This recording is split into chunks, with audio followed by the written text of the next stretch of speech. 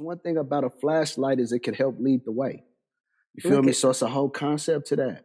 So that stuck with me. I'm like, damn, why did me and my brother learn how to make flashlights? And then it always comes to me, even at this age, like, you learn how to build certain things that help lead the way. You dig what I'm saying? So that just became a part of who I am. Running through the five with my bros. We would never fall out over hoes. No way. Money over bitches was the code. I remember nights when it was cold. Oh, the streets turned me to a gritter. The streets turned me to a gritter. The streets turned me to a gritter. Hey now, say now. Welcome to it. Today I am going to be interviewing one of my childhood friends doing some really dope things. Not only in this city, but in a city near you as well. He has a documentary coming out. MNLD. Mob niggas living decent. It was the freshest shit ever back then. I'm really proud of this documentary. It's so dope that I asked Doe to actually sit down with me and talk about some of the things we can expect from the documentary. I'm gonna tell you now, you will not be disappointed. Here, exclusive. Only here, baby, on the R Network, will you see this interview. I just want to introduce my man. Y'all give it up for the man behind the machine, Young Doe, Charles Truth. Yeah, what's happening, man? It's a pleasure to be up in here right now. I appreciate you for having me. Absolutely, absolutely, man. You know, I've always been a fan of Doe's because, like I said, we grew up and Doogie started this shit like when we was young. So he was, 12, 13, making beats and recording everybody rapping. And it just is like amazing to see when somebody that young knows what they doing behind instruments. You know what I mean? It's just so dope, man. And I cannot wait for y'all to see this documentary. Of course I'm in it because the shit ain't real if it ain't me. Of course I'm in that thing. But it's a lot of people that we grew up in the documentary that I was really happy to see. I just want to get y'all familiar with Young Doe. I call him Doogie. We call him, you got a lot of aliases, right? Yeah. We call you plenty of things. We call you Doe, Young Doe, Charles Truth, Doogie, Doe. Damn, that's already 5 names. Yeah, it used to be Young Doja, you know what I'm saying, back in the day, but Yeah, and the nigga don't look like he done aged a bit. He looked just like he did when he was 13 behind that keyboard in your mama basement. That's what they keep saying. Yeah, man, you look the same. That shit is really dope. So let's tell them about the neighborhood, where we from, that side of town, Denver in general. What is it the scene like out here? And what was it like when you first started doing music? When I first started doing music, it was, the neighborhood kind of grew on me already. The thing is like I come from growing up at a young age on the east side of Denver, and so a lot of people I grew up with, we kind of ended up in Montbello. You know what I'm saying? We ended up in the Northeast. I was living in Montbello from the age of 6, on up until I was a teenager, what I'm saying, until the sister got a hold of me, and then I was up in that motherfucker. But, it was multicultural. It was very urban, you know what I'm saying? And it was a lot of shit going on. We grew up in them times when, you outside playing football in the street. Exactly. You know what I'm saying, nigga? Playing hide and seek, hiding behind trees. And, some of them hoes was playing hide and go get it. Yeah, we ain't forgot. Yeah. Red Rover, send Sheena right over. Yeah. We was outside kids. We grew up outside, and I value that so much, especially nowadays. We didn't have the internet. We didn't have, Instagram. Shit wasn't for flex. Shit was for real. You know what I'm saying? Niggas was like really outside in the streets. So that's what I remember most about Montbello. Yeah. If you grew up in Montbello and you went to elementary school, most likely you ended up going to the same middle school in that same area. So we all literally grew up from adolescents to, full grown adults, which makes this so dope because it really is coming full circle. Yeah, and it's just so dope to see. Yeah, it's definitely been a journey. You know what I mean? So, you know, it's like, you know, we just breathe that shit in, soak it up, and appreciate the journey, you know. It's been like, if you really look at it, it was well worth it, you know what I'm saying? Mm-hmm. It was well worth it, you know what I mean? And the journey, speaking of the journey, it's been what, 25 years? More than that, but yeah. 25 years plus, actually. Since 1996 and you know, around that time, but yeah. But, you know, we've been rocking before that, you know what I mean? So like you said, the school with the blue top. Yeah. Right on to the black top. And 96 was when we entered high school. Y'all had already been in high school because Doe was, what, 2 years older than me? Something like that. Something like that. But he was already in high school, so when we came to high school, it was about 96. Yeah. And it was just like the best times of our lives, man. Yeah. Montbello was like just the best time to be at.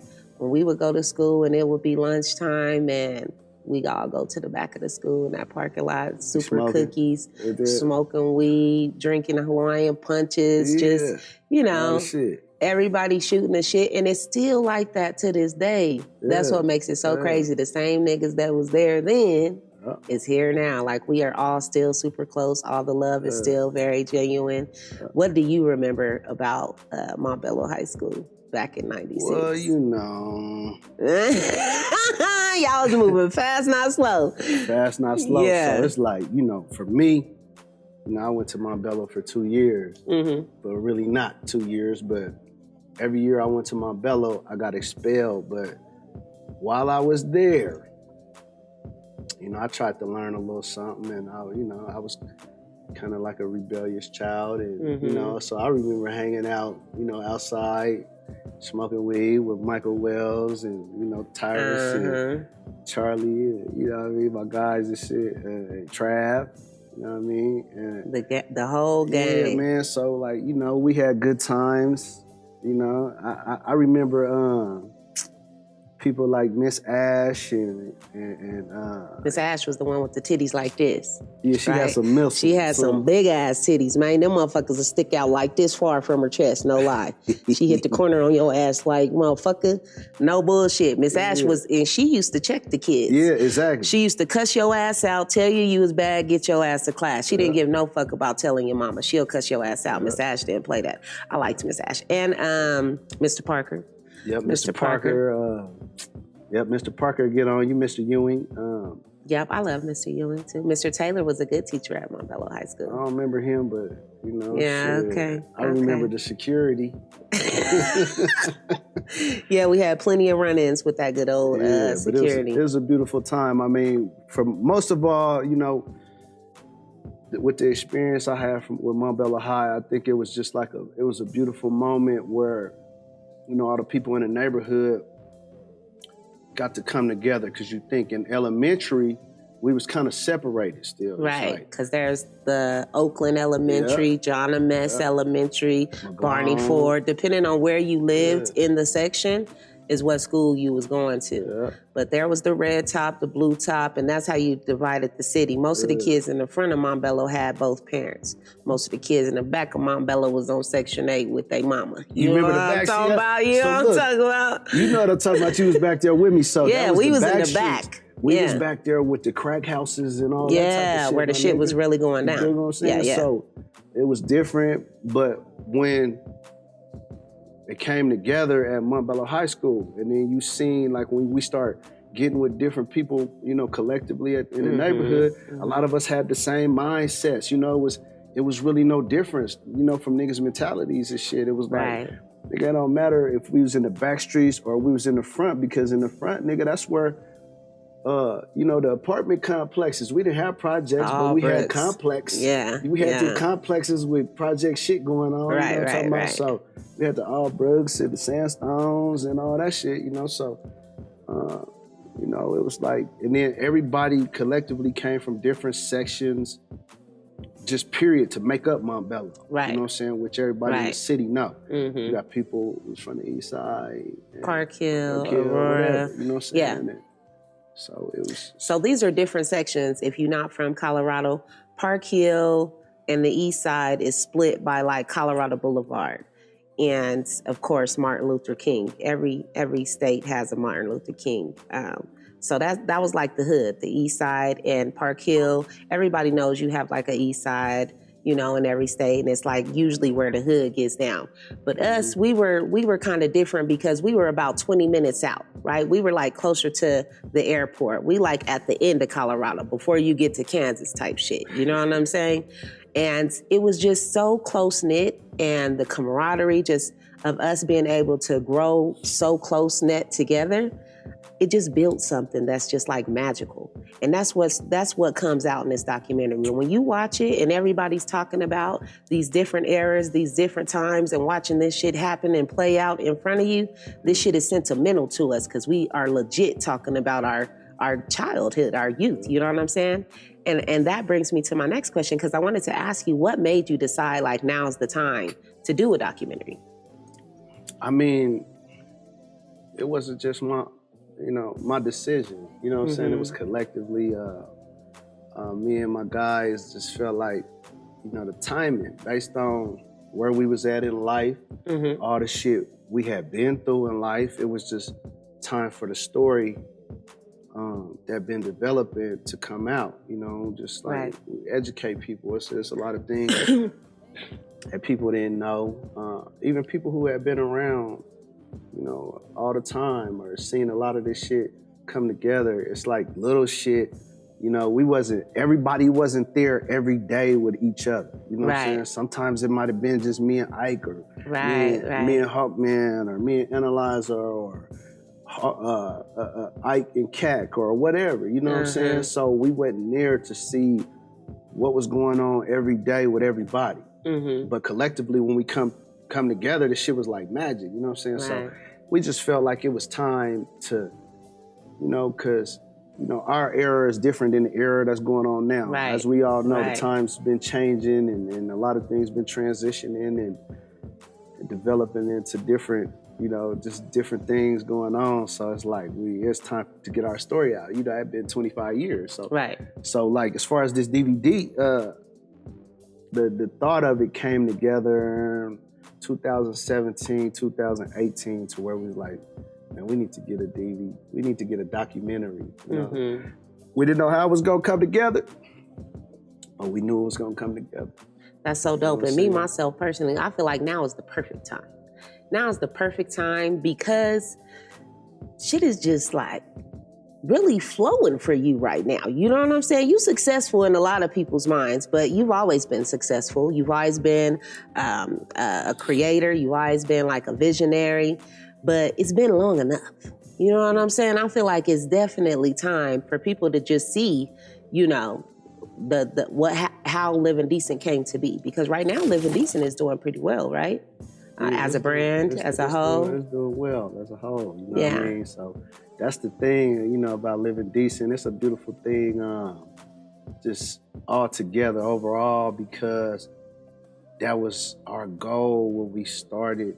You know, niggas just wanted to live decent. If you listen to some of the music that we first put out, you know, you'll hear all of us, we'll reference that shit. Like you go to the first MNLD CD, we'll reference, you know, all we wanted to do was live decent. Mob niggas living decent. You know what I mean? So this is where it came from. So I feel like the vision, ultimately, it just carried itself out. It was organic, however it came together, which was a collective effort of, you know, as a team, you know what I'm saying? Everybody played a part. Players played their position to make this shit happen. Everybody, you know, played a role together. It's so dope. You know what I'm saying? It's so dope because, as usual, Doe is always like being inclusive in it. You know what I'm saying? Making sure he lets everybody know without, you know, the team, shit wouldn't happen like it did. And that's so dope, you know, because too many niggas they just want the clout, you know, they want the credit. You ain't never been one to like want credit for nothing. You know what I mean? You share knowledge, you put people on and you put people in positions and you don't care for nobody to know about it. You know what I mean? That's the genuine shit that I get down with. You know what I'm saying? I see your heart. I see like you really want people to win. You know what I mean? You really want everybody to win. And it's just not like monetary. He you know, Doe ask you, you know, how your soul feel. You know what I'm saying? Is your heart good? My nigga, like that's the kind of people that we are. Yes. You know what I'm saying? And I fucks with you heavy for that. Appreciate that. I love that in the documentary, everybody's giving you your flowers. Even though you see all these different intricate parts and pieces, everybody, you know, let it be known how much work you put in, like how you got so tired of doing all the work, you had to tell these niggas, y'all gotta learn how to do this shit too. Like, there's pieces in this documentary where it's like, made me wanna cry, made me wanna laugh, took me right back to like that time in that era, and it felt like it was yesterday, you know what I'm saying? I think that it was shot beautifully. I love that it's different people from different sections. You know what I mean? And all testifying to the same shit, because it's just amazing to watch. When you think about somebody being 12, 13 years old, teaching themselves how to make beats, build studios. Nigga, I remember I came to your house one time and y'all had built like a little lounge in the backyard. Nigga, it was like a whole roof and shit. You know what I'm saying? You and your brother Quentin, rest in peace, y'all had built a whole, like, it was like a club in your mama backyard. And I'm like, do your mama know you be doing all this shit? Yeah, I remember the days. You know what I'm saying? It was a creative thing. Like I said, I talk a little bit about how the creativity came just earlier on. I talk about that in the documentary. You know, me and that nigga used to make flashlights. Nigga, I don't even know if niggas know how to make a flashlight. You know what I'm saying? Niggas do not know how to make flashlights, though. Because, you know, it is bigger than just making a flashlight. You feel me? Because one thing about a flashlight is it can help lead the way.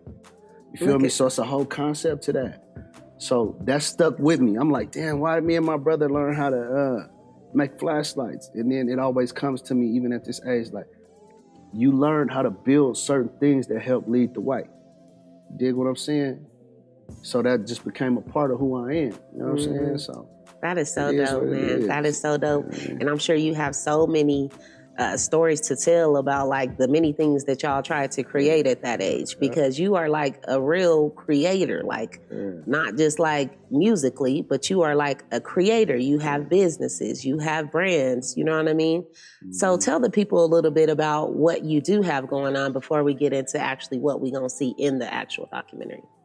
I mean, just kind of the life I lead kind of led me to different things, you know, come from being a troubled child. It, you know, at some point you assess what you want to do in your life, with your life and your value as a person. So one thing about me is like, I just kind of understood my worth and my value and, you know, where my mind, you know, how my mind worked. And so what I ended up kind of coming up with was that, you know, I was a business person. I'm an entrepreneur. I always had these damn ideas.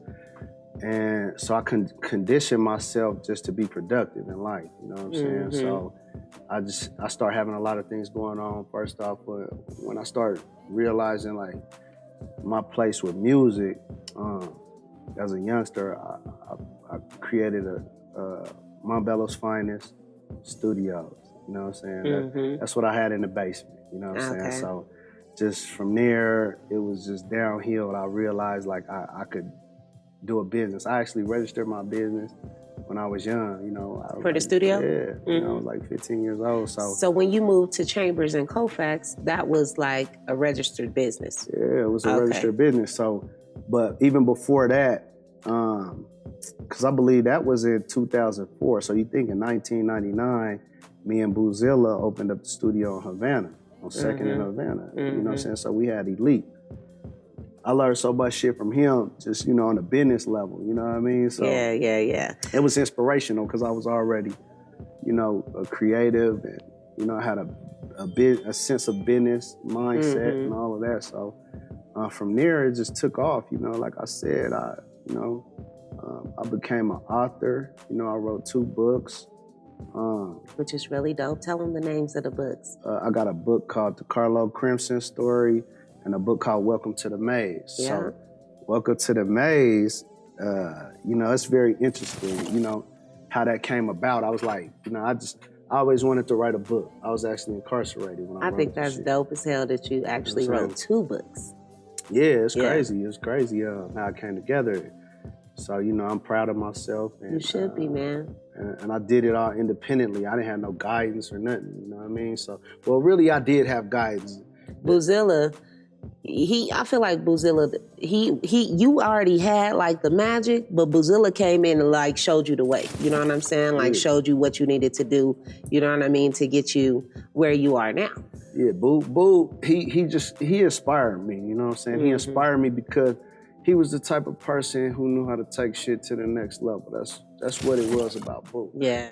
This shit's so complex. There's so many things in the journey that made up, you know, helped us become who we are today. You know what I mean? It's just crazy. It's a lot dope of to people see, would ain't know. it? You know, you can't. It's hard to just tell your whole story. Everybody wasn't there. They don't know. My They nigga. don't know. You gotta tell your own story. You can't let nobody else tell your story.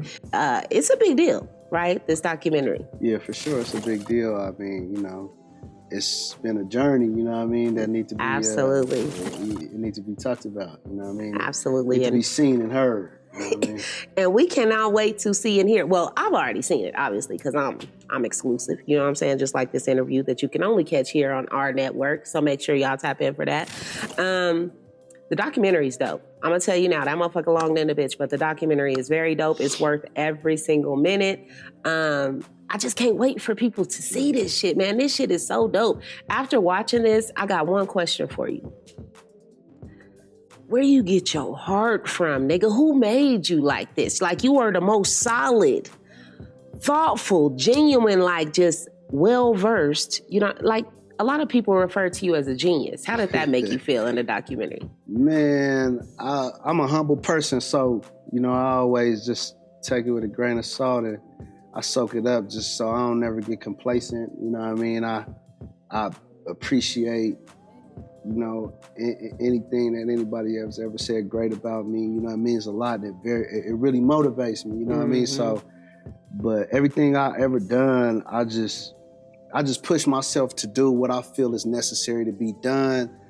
And, you know, I don't want no extra clout or none of that shit for it because, you know, I feel like we all could do the same. You know what I mean? Right. Anybody I fuck with or open my door to, I feel like we could do the same. I see potential in you just like you see in me. You know what I mean? So. And you definitely do, because you speak life into everybody around you, man. You encourage everybody around you. You motivate everybody around you. That shit is like inspirational. I don't know how anybody could be in your presence and not take a little bit of the game. You know what I'm saying? Nigga got so much game, he just giving it away for free to these niggas out here. It's a blessing, man.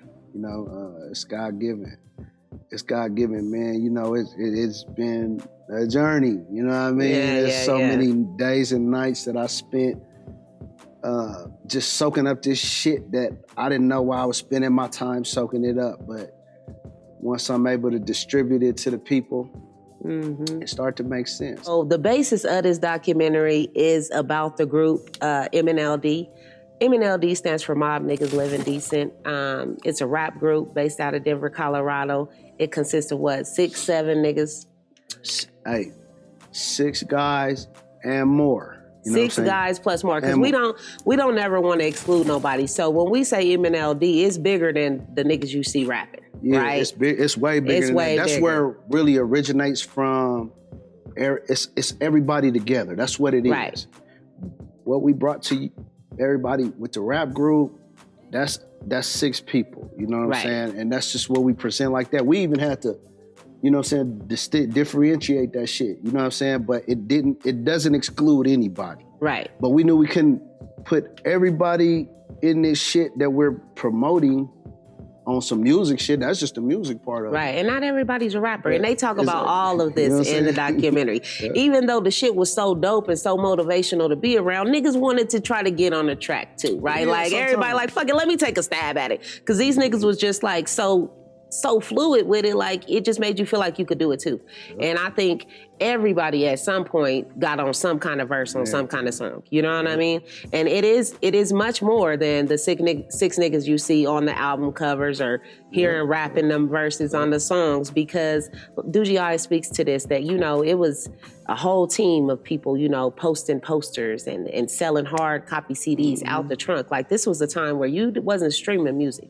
Like, your following wasn't based off of how you was moving on internet. You had to hit the streets and, you know what I'm saying, really network and be out here shaking and mingling with niggas in the streets. And that's not easy, especially in the time we came in when it was like a whole lot of gang banging and shit going on. And Montbello niggas, we ain't we ain't really bangers out there. You know what I'm saying? It's a couple of little niggas that branched off and created their own gangs, but for the most part, it was just like some cool niggas doing some cool shit. You know what I mean? Yeah. And they talk about all of this in the documentary. I cannot wait for y'all to see it. And it comes out on Amazon on May 5th. May 5th, man. And it opens up talking about how Doe snuck out the house when he was, 12 years old, trying to go to the studio, and the nigga kept bullshitting him, right? So he finally come through to get him, but Doe was in trouble and wasn't supposed to go. So he snuck out, and you said you came home to your mama sleep with the belt in her hand, waiting on your ass. She was asleep. She was sleep in the gown with the satin wrapped around her head on the couch. And I tried to sneak in, like, I had already, like, I snuck out the motherfucking house. Mm-hmm. And I used to have my little screwdriver, my flathead screwdriver under the bushes. So I already knew when I came out, because I asked her if I could go. And she told me, nah, you know, I'm 12 years old. What the fuck, nigga? She gonna let a 12-year-old get 10 at night? Nigga, when she coming back? Nah, you can't go. So, you know, I made it seem like I was asleep. And I had a car bed at that time. She too, knew. nigga. I'm sure your mama knew. Your mamas be knowing. You know what I'm saying? She just waited to see if you was gonna test her gangster, and you did. She already had came and checked on me twice that night before you even left. Yeah, and you still did it. Hell yeah. So was you scared though, or was you just like, man, I gotta go? No. I didn't care. She'll tell you like this little motherfucker right here. You just was willing to take the consequences no matter what it is. I think she knew I was gonna go. Uh-huh. She knew I was faking sleep. So tell them what happened when you come back and your mama see you. What's in your hand? I had a big ass trophy that was about big as me. Because this nigga done went and won. Yeah, I went and won, nigga. I didn't persuade, manipulate nobody or nothing. Uh-huh. It was just something like, that's one thing about me is like, I'm gonna take a risk, nigga. But that's what I learned about myself young. Like, I'm gonna take a risk. So I took the risk. And I came back with the trophy, nigga. And the trophy was the reward, and it was worth it, huh? Yeah, it was worth it. I still got it till this day. It's I seen LG pull. I thought that was real, though, when they got to talk about that shit. And LG went and grabbed the trophy and brought it into the, man, that shit was so tight. Y'all, I just can't wait for y'all to see that. One thing that really was funny to me when they were showing old clips was the curl heads. We used to call y'all niggas the curl heads because everybody had Jerry curls, even the white boy. Yeah, we even all the had, white boy had a curl. Yeah, we all had curls and shit. And we used to get our shit done by the same 2-3 people, you feel me? So you either gonna get a wave new bone or you gonna get a Hawaiian silky, you know what I'm saying? And it was 3 people that used to do our curls. We all had them done by the same people. You know that is so dope. That is so dope. I remember that shit. I know Ike had his shit like shaved on the side, and his curl was just like a mop top. Yeah. But his shit still came hanging down past his shoulders, like chill. You know what I'm saying? You wouldn't know unless you lift that motherfucker up that his sides was shaved. Like niggas had they different little styles that they was rocking their curls, but all them niggas had a curl. I'll never forget that shit. I just thought it was so dope that these niggas was young and like really making music and like mixing and mastering shit. I just was so amazed.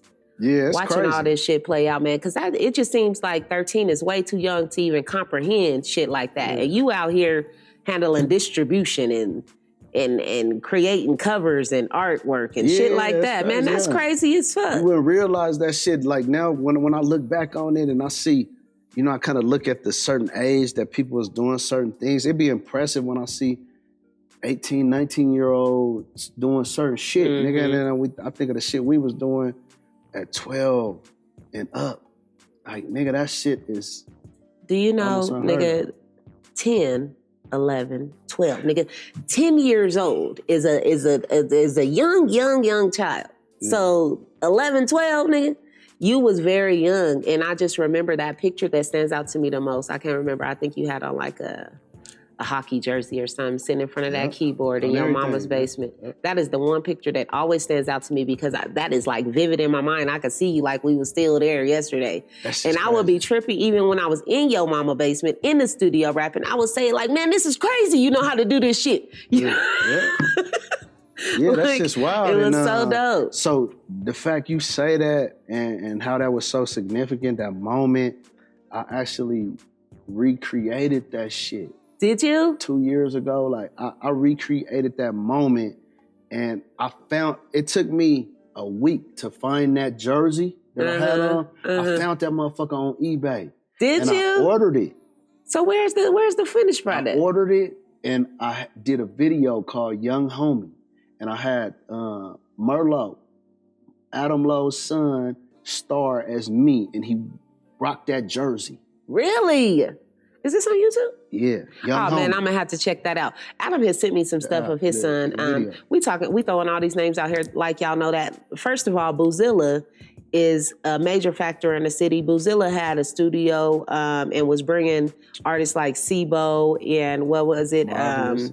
Marvelous and Killer Tay, like artists from LA out to Denver and had them in the studio doing verses and shit with little niggas from Denver. You know what I'm saying? Yeah. So Boozilla is just like a major factor in the music industry. He created beats. He had a studio, you know. He was a nigga with money, you know what I'm saying, that everybody looked up to. So Boozilla is just a factor. And when we talk about Boozilla, you know, it's in high regards because he's just, you know, he's a super dope dude that, you know, introduced us to some shit that we probably would have never seen had it not been for him. He embraced us. You I know? ain't gonna lie. Like, he really, out of all the people he could have embraced, he embraced us. And, you know, he was just like he was just a significant individual in the city. And he knew how to take the shit to the next level.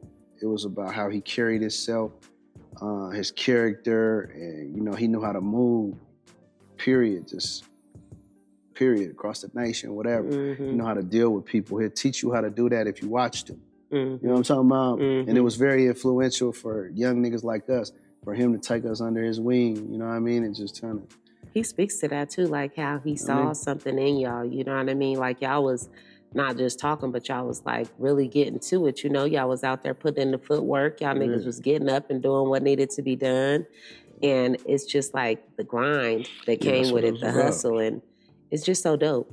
How does it feel though, knowing that it's a complete project, it's about to hit the streets? Like, do you feel like, are you relieved? Are you feeling like anxious? How you feeling right now?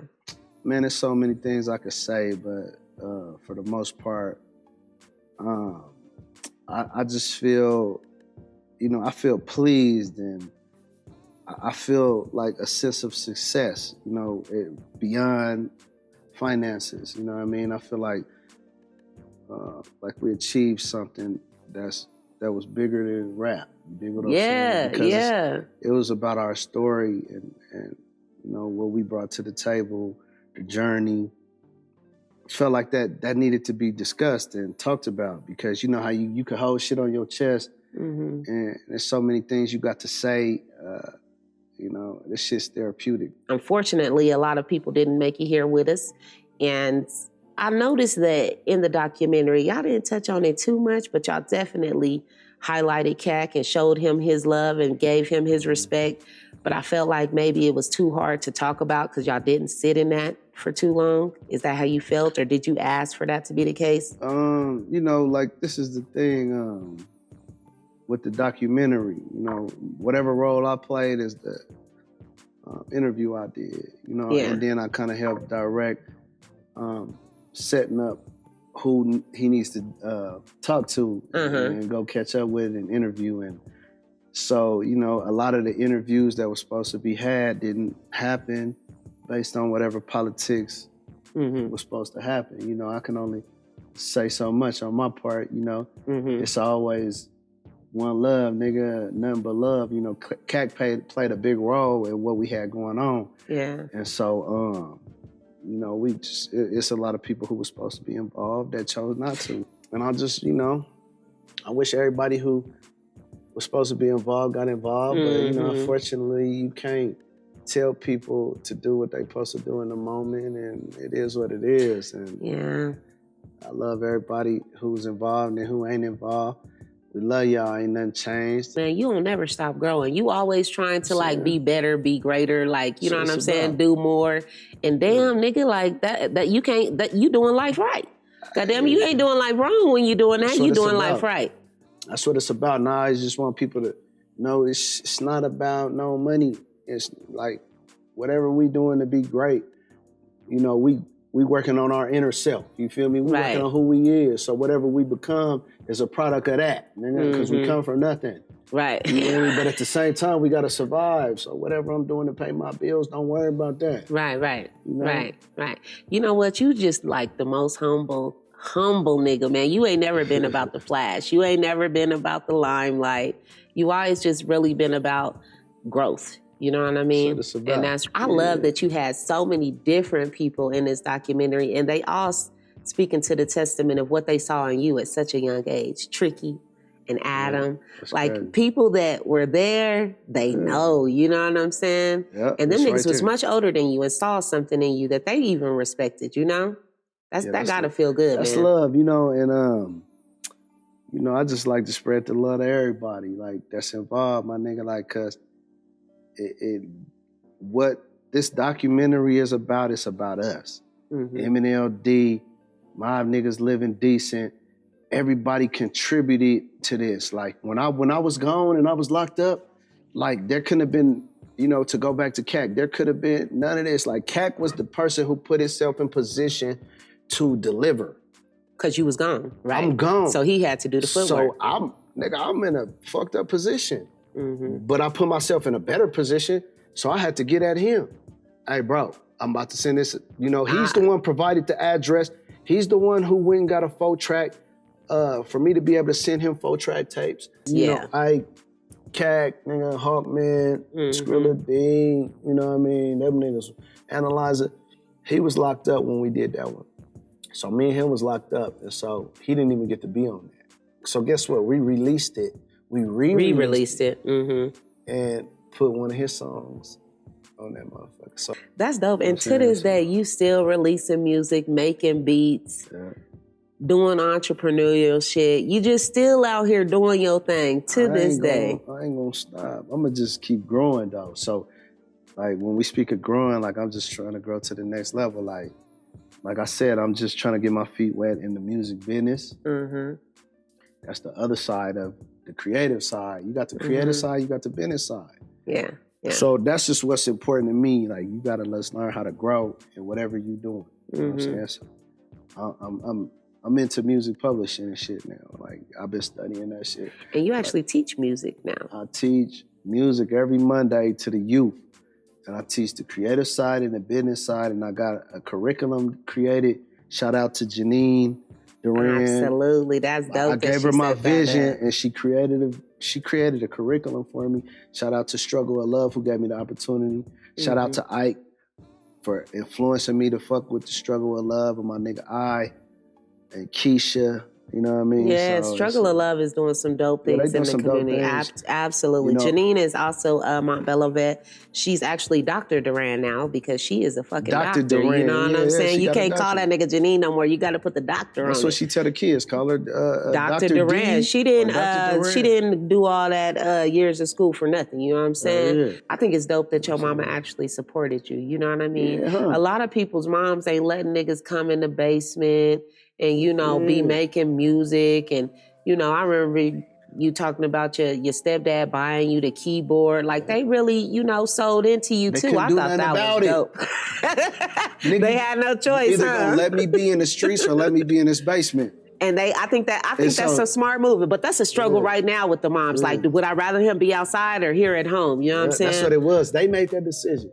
I felt it and seen it, and I was like, damn, this is, you know, they embraced me and allowed me to do it. I can't say they couldn't do nothing about it, but they allowed me to do it because they knew what it was. You know what I'm saying? I think it speaks volumes to what kind of mother you have, how you turned out. You know what I'm saying? Like, absolutely. Because y'all used to be up and down my stairs and y'all tear the carpet off the stairs so you could see the wood. It wasn't just us. Dig what I'm saying? But I'm talking about, nigga, your mama, that door was closed right there. You just come in that side door and straight down the stairs. It was like you had your own shit downstairs. You know what I'm saying? It motivated us to get our little garage cracking off. Like, we had to build us a little kitty cave in the garage. Like, man, we could get our little shit cracking over here too, you know? We got us a couple couches, a little speaker, you know what I'm saying? We start having motherfuckers come kick it in our garage. Everybody was like influenced by dough. Yeah. Everybody. That's how all the creative process, you know, one thing about me is like, I was all about creativity and unity and all that shit. So, you know, even though we had the gang culture, you know, if you want to touch on that, like We had the gang culture in our neighborhood. But we had somebody from the gang culture in our circle. You know what I'm saying? Hawkman and you know, it was a lot of issues that came with that shit. You know, that's crazy. Y'all didn't touch on that a whole lot in the documentary, but I can only imagine the shit that came with that because y'all wasn't from Gear Gang, but Hawkman was. Yeah, and the thing about it is that, you know, he just stepped up as a man and he took on whatever came to him, and us rocking with him, we was with him whether he was wrong or right. Right. And it's a lot of shit. It's a lot of times, nigga, my life could have got taken just from, it was something being me, associated with him, yeah. Or I would step in between shit. It's like, trying to stop people from fucking with him? Just period. It's times that people don't know, nigga, it's shit that went down. Nigga, I would stand in front of that shit like, nigga, you niggas ain't doing nothing on my watch. And because people and they have wouldn't that do much it because they respect had for respect. You, yeah. But I didn't know. I just felt how I felt, and niggas would show that. And then throughout the journey of that, they all became cool. Yeah. And I'm just thankful. But you know, that's God's work. It could have turned out a different way, man. It could have been a different way, but niggas will tell you the same thing. He'll tell you the same shit. Like, that's just what it was. You know what I'm saying? I think that's why they all have so much respect for you. I feel like Hawk ain't gonna, nigga, nobody bet not ever do or touch or say nothing about Doe around Hawk. Nigga, I feel like this nigga will take somebody's head off about you. I feel like all your day ones is like for real love and value and cherish you. You know what I'm saying? I feel like they do. I feel the same way. Like, you know what I mean? And that's just reciprocated, and it's just like, it's a given. They know, I know, and it is what it is. Them is my brothers, and we rock how we rock. Man, this is beautiful. So, I love this. And this is why it touched my heart so much when I watched the documentary, because I know that. It's like, we are y'all are us. We are all one. You know what I'm saying? And it's like real, genuine love. Like, everybody supports each other's endeavors. Everybody, you know, we pray for each other. We love on each other. We celebrate each other's wins. And, you know, we mourn each other's losses. And I don't want to end the interview without paying homage and, you know, acknowledging the one and only Q baby, young Quentin, who we lost far too soon. I know he's super proud of you. Did he get a chance to see the documentary before he left us so soon? Nah, like, you know, it's like I've been doing better with, you know, how I feel about, you know, referring to him, but like, no, he didn't get to see the documentary. He was supposed to be a part of the documentary. So 2 weeks after he was supposed to do his interview, he passed away. So like, I was out of town, and I was pressing for him to get his interview. You know, I hit him and I was setting it up, and him and Sean kept catching up with each other, and it didn't happen. And, you know, he passed away. He was supposed to have an interview on this motherfucker. Man, I'm so sorry, though. I could tell that that's fucking you up right now. I could tell that's kind of fuck you up right now. You know what? You got to know that he's here in spirit, and I'm sure he's watching over you and protecting you every day. I'm sure that nigga's on your shoulder right now like, man, I couldn't be more proud. You know what I'm saying? We see him. He with you every day now, huh? Let me tell you something. Everybody loved them some Quentin. That nigga had all the hoes. That's a good dude. That's where I learned a lot of shit from. You know, like, that nigga taught me how to fight. And that nigga taught me so much. He was one of my biggest supporters. That's big bro, yeah. So I'm sure he was so proud of you. Yeah, he still is. You know what I'm saying? Yeah. In spirit. Ah, that's so dope, man. That is so dope. Rest in peace to Quinn. Rest in peace to Cac. Rest in peace to Stan the Man. Yeah. We miss all the guys that aren't here with us today, but you know, we didn't have way more wins than we didn't have losses, and we forever grateful. On everything. We gonna always celebrate the wins, man. You just be having back-to-back wins. And back-to-back wins. This documentary is just yet another win. I am so excited for y'all to see it May 5th. Y'all know that's supposed to be Cinco de Mayo, but we done took that shit over. That's the 5-5 day. We That's just share it, man. We're going to share this shit. It's like it's both Sharing of ours. is caring. You know what I'm talking about? That's just what we're going to So do. 5-5 has actually become like a real holiday for us now. Yeah. Like we actually make sure we get together and celebrate on that day because it's our day. We done made it official. It's Yeah, our it's day. like there's some big moments along the way. Like, you know, we didn't have big barbecues and gatherings and shit at No Name Park. And, you know, I just want to give a shout out to everybody who's involved in this shit. Everybody who involved in the movement that we created and built. You know, without y'all, I would be nothing. And, you know what I mean? That's how this shit got to where it's at. And anything anybody ever contributes to this shit, it inspires me more than they know. You know what I mean? I'll be like inspired and motivated by the people who get involved in this shit. It just let me know how much this shit is worth. You know what I mean? It's not just me. You know what I mean? So this is something that's going to be bigger than any of us could have ever imagined. I feel it in my soul, man. I'm proud of the work that you did, man. I'm proud of Sean Ate the Skate, man. Shout out to you, man. Them visuals is looking very nice. I like the way it's laid out. I like the way it's edited. Yeah. Like, it all makes sense. And he did a even great though job. He did a great job. He did a man. great Shout job. out to Clearview Films. Absolutely. And, you know, one thing, we don't want y'all to forget that, you know, this shit's going to Tubi too. So, like in another 2 months, you know, look for it on Tubi. Tubi's a big platform. Tubi, T-U-B-I. T-U-B-I, Tubi. man. Y'all look Yeah. for it on there too. So, Oh, make sure y'all tap into the MNLD documentary. That shit's gonna be super dope. What's Good in the Hood season 6 will be back in, what is it, October, September? Yeah, so be looking out for that. Doe, my man, I can't thank you enough for taking the time, sitting down with me, talking to, you know, shooting the shit. yeah. It's always a pleasure. I appreciate y'all for having me, man. I appreciate you, SheenSheen So Coo, the AHRR network, the dopest network in the town. Absolutely. In the nation, man. You know what I mean? I see them doing great things. We all started in the basement. You dig? Now look at us. We major factors all around this motherfucker. Yeah! Shout out to the R Network. My niggas is dope on the visuals. Y'all see how crisp and clean this bitch is. Y'all see the motherfucking Living Decent hoodie. Y'all niggas know what the fuck going on. You know what I'm saying? Tap in, Living Decent Unlimited. Make sure y'all go grab some of that apparel. Make sure y'all tap in with the sugar water, the I want to give crown. a shout out to my daughter and her sugar water. You know, she got her own brand, Sugar Water, sugarwaterbeverages.com. Y'all make sure y'all check this out. You know what I'm saying? We got the crown.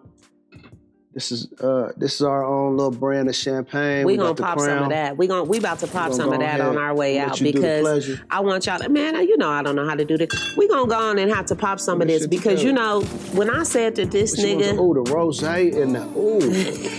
I think I want the rosé because Yeah, it's we pink. want We want the rosé because it's We pink. want some of this rosé and that pineapple. Oh, we mixing it? We gonna mix it like that? Yeah. Okay, that will be It's gonna good. be a good. That's gonna be a good little mix. Okay, let me kill this. It's so dope, man. Give my love. We gotta put something Everybody, together. you know, involved in the movement. Those that couldn't And make we it. appreciate y'all, all y'all, everybody involved in the movement. You know what I mean? MNLD Street Stars affiliated documentary coming out May 5th. Everybody involved. You know what I mean? We love y'all. And before I forget, welcome home to my nigga Jonaire. You know what I'm saying? Spade. Get paid, Spade is home. You know what I'm saying? Welcome home, my nigga. I still ain't got to run into you, but you know it's all love, and I'm glad to see you home. Hopefully we get to catch up soon. MNLD, Mob Niggas Living Decent, documentary, May 5th. Make sure y'all tap in. I just feel, you know, I feel pleased and I feel like a sense of success, you know, beyond finances. You know what I mean? I feel like we achieved something that was bigger than rap. In the state, every day's payday. Bullets jumping out of the barrel, doing the nay-nay. Get your money, let your dollars build. Her pussy so wet that it came with a water.